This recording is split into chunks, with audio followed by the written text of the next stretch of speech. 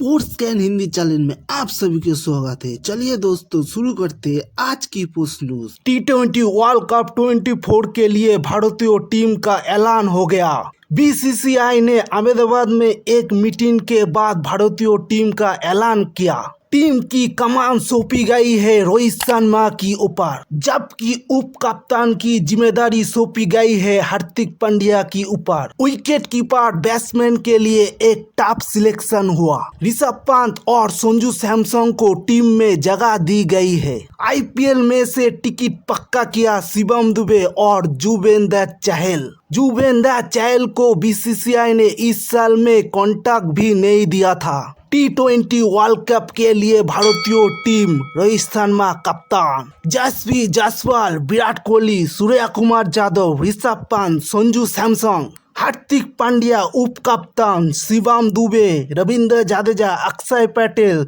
Yuzvendra Chahal, Kuldeep Yadav, Arshdeep Singh, Jasprit Bumrah, Mohammad Siraj. Reserve पर रखी गई है Shubman Gill, Rinku Singh, Khalil Ahmed, Avesh Khan. Let's gets ready for cheers of team India. News अच्छा लगा तो लाइक शेयर और चैनल को सब्सक्राइब करें।